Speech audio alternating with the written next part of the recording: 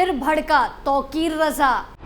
Sapa AIMIM को लिया आड़े हाथ। इंडिया गठबंधन के समर्थन में मौलाना, लेकिन अखिलेश यादव से बनाई दूरी। नमस्कार, कैपिटल टीवी में आपका स्वागत है और मैं आपके साथ प्रिया बिस्ट। मौलाना तौकीर रजा सुप्रीम कोर्ट से राहत मिलने के बाद एक बार फिर से बयान जारी कर रहा है। जहां एक तरफ उसने चुनाव लड़ने की चर्चा है, तो दूसरी तरफ वो लगातार सपा प्रमुख अखिलेश यादव को अपने बयानों से घेर रहा है।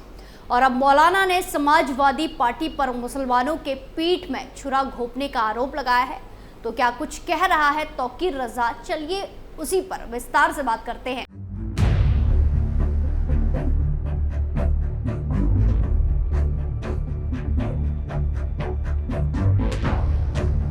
तौकीर रजा समय समय पर अपने बयान से चर्चा में आता रहता है। पहले वो भड़काऊ भाषण देने के लिए सुर्खियों में आया और अब मौलाना ने समाजवादी पार्टी और सपा प्रमुख अखिलेश यादव को घेरना शुरू कर दिया है।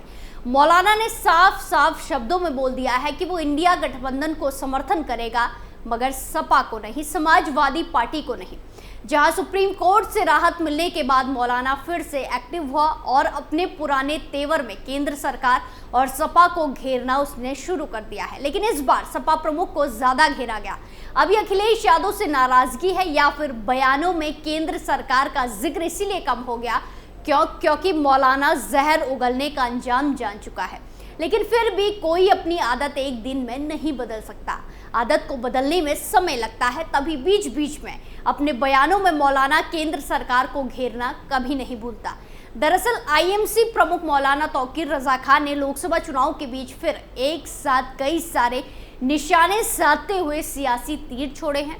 उसने कहा कि इंडिया गठबंधन के वो समर्थन में है, तो दूसरी तरफ उसने कहा सपा प्रमुख अखिलेश यादव के जरिए आरएसएस ने इंडिया गठबंधन में घुसपैठ बना लेने का आरोप लगाया है। कहा कि वो इसलिए समाजवादी पार्टी को छोड़कर इंडिया गठबंधन के सभी प्रत्याशियों का समर्थन करेगा। मौलाना तौकीर रजा का ये बयान सोशल मीडिया पर खूब ज्यादा वायरल हुआ है। मौलाना ने कहा कि उन्होंने सामाजिक न्याय मोर्चा बनाया है, जिसमें कई छोटी पार्टियां अपने सिंबल पर चुनाव लड़ रही हैं। मोर्चे का मकसद है कि समान विचारधारा के 10 से 15 लोग चुनकर सदन में जाएं। अगर सरकार बनाने का मौका आएगा तो वो इंडिया गठबंधन का समर्थन करेंगे। तौकीर रजा ने आगे कहा कि आरएसएस सिर्फ एनडीए नहीं बल्कि इंडिया गठबंधन में भी काम कर रही है। उनका मानना है कि राहुल गांधी या लालू यादव कोई समझौता नहीं कर सकते, लेकिन अखिलेश यादव के जरिए आरएसएस ने इंडिया गठबंधन में घुसपैठ कर ली है। बरेली में भी बीजेपी ही सपा के प्रत्याशी का चुनाव लड़ा रही है। वहीं एक और बयान मौलाना का सामने आया, जिसमें मौलाना ने सपा और एआईएमआईएम पर निशाना साधते हुए कहा कि मुसलमानों का मसला आरएसएस और भाजपा नहीं है। मुसलमानों का मसला वो लोग हैं जो मुसलमानों का हमदर्द बनते हैं और दल हैं जो खुद को सेकुलर कहते हैं और पीठ में छुरा घोंपने का काम करते हैं। उन्होंने आगे कहा कि 2010 के दंगे बरेली की पूरी दुनिया में बदनाम किया है।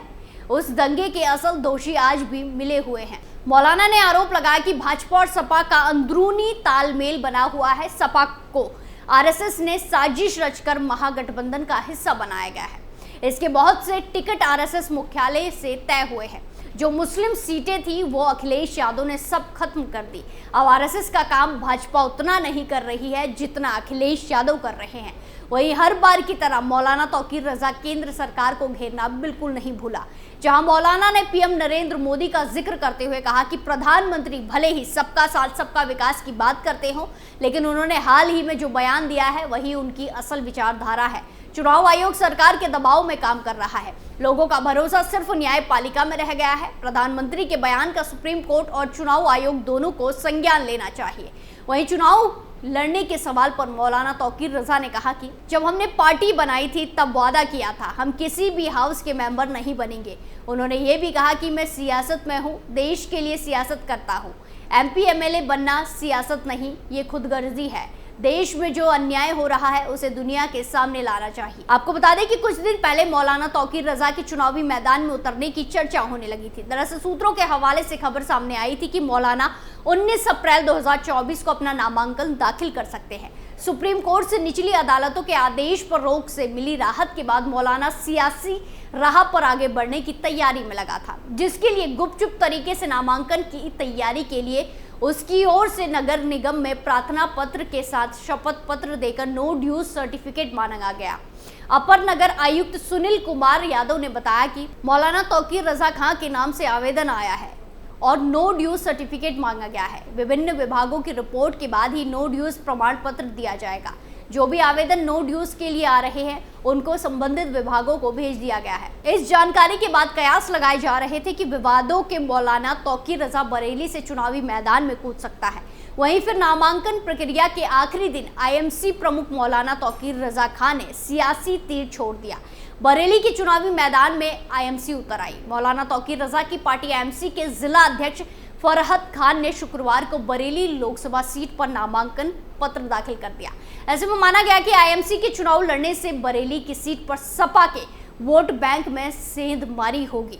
इसको धार देने के लिए मौलाना तौकीर रजा खान ने बरेली के सभी 9 विधानसभा के आईएमसी पदाधिकारियों और कार्यकर्ताओं को प्रत्याशी फरहत खान के लिए चुनाव प्रचार करने के निर्देश दिए। दरअसल मौलाना और सियासत का नाता बेहद ही पुराना है। करीब 2 दशक पहले बदायूं लोकसभा सीट से मौलाना सियासत में पटखनी खा चुके हैं। मौलाना के पिता रेहान खान ने मुस्लिम समुदाय के मामलों को उठाने के लिए आईएमसी का गठन किया था। फिर साल 2000 में आईएमसी की कमान मौलाना तौकीर रजा को मिली, जिसके बाद मौलाना ने सपा को समर्थन दिया। साल 2009 के लोकसभा चुनाव में कांग्रेस को आईएमसी का समर्थन मिला था और बरेली से प्रवीण सिंह ऐरन सांसद बने थे। वहीं पिछले विधानसभा चुनाव में भी कांग्रेस को आईएमसी ने दोबारा समर्थन दिया था। बता दें कि मौलाना की पार्टी आईएमसी का सियासी सफर भी उठा पटक वाला रहा है। साल 2012 में भोजीपुरा विधानसभा सीट से शहजुल इस्लाम पार्टी के पहले विधायक बने, लेकिन 6 महीने बाद ही उन्होंने सपा की सदस्यता ले ली। वहीं कुछ दिन पहले मौलाना तौकीर रजा ने पुलिस पर भी गंभीर आरोप लगाए थे और कहा कि पुलिस उनकी हत्या कराना चाहती है, इसीलिए उनकी सुरक्षा हटा दी गई है। साथ ही सपा के जेल में बंद नेता आजम खां का भी जिक्र किया और कहा कि आजम खां भी सुरक्षित नहीं है। मौलाना ने मुसलमानों को सच्चा राष्ट्रवादी बताया और कहा कि इस्लाम के मुताबिक जिसे अपने देश से प्यार नहीं, वो सच्चा मुसलमान नहीं हो सकता। भाजपा अपने फायदे के लिए देश में हिंदू मुस्लिम कराती है, इसी को बदौलत भाजपा ने सत्ता हासिल की। हमने 2 बार बर्दाश्त कर लिया, लेकिन तीसरी बार भी अगर धृतराष्ट्र जैसे नरेंद्र मोदी सत्ताहीन हुए तो देश में महाभारत कोई नहीं रोक सकता।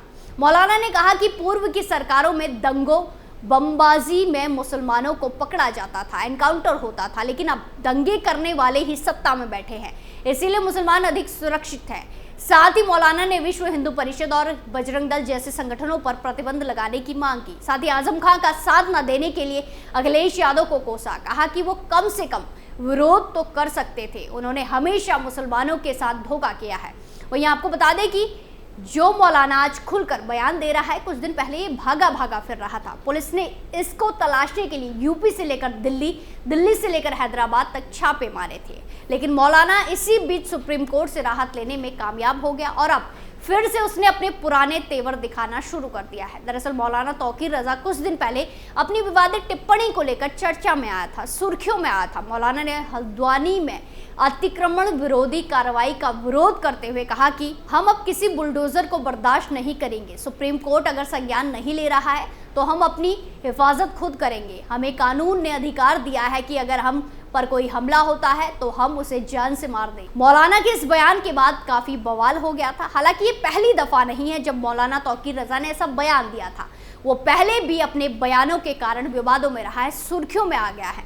पिछले महीने ही उत्तर प्रदेश के बरेली जिले में 2 मार्च 2010 को हुए दंगे के मौलाना तौकीर रजा को मास्टरमाइंड करार दिया था, जिसके बाद उसकी गिरफ्तारी के लिए वारंट जारी किया गया, लेकिन मौलाना को सुप्रीम कोर्ट से राहत मिल गई और वो फिर से अपने पुराने अंदाज में आ गया है। स्पेशल स्टोरी में आज के लिए इतना ही, फिर पेश होंगे नए मुद्दे के साथ। बाकी तमाम खबरों के लिए देखते रहिए कैपिटल टीवी उत्तर प्रदेश। नमस्कार।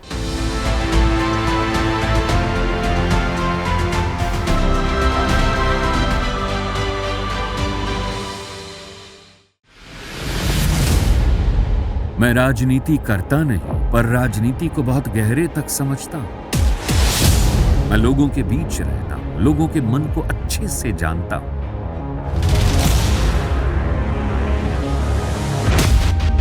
पब्लिक और पॉलिटिक्स की हर नब्ज को खूब पहचानता हूं। संघर्ष की सियासत से सत्ता के सिंहासन तक मैं हर खबर से खरा सच निकालता हूं। ना कोई दौड़, ना कोई रेस। Capital TV.